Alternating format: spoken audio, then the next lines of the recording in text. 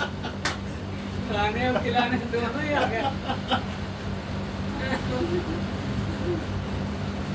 इनके वीडियो खराब करते हैं। लेकिन मैंने इसकी बात कही है ना। नहीं, आज व्यंग नहीं सुना रहा, भी देखिए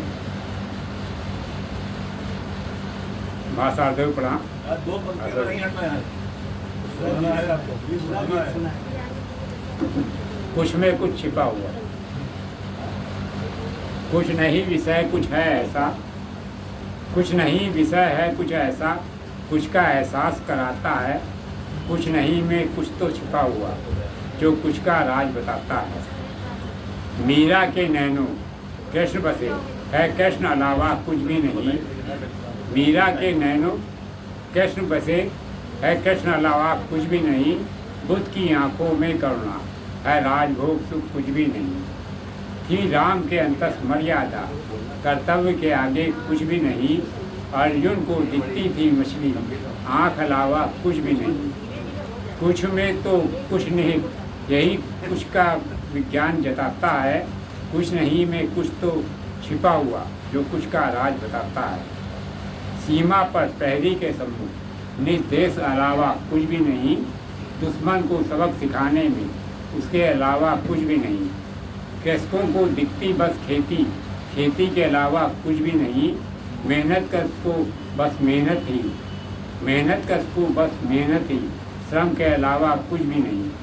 कुछ नहीं हम, कुछ नहीं तो हम कहते कुछ क्यों, कुछ नहीं तो हम कहते कुछ क्यों।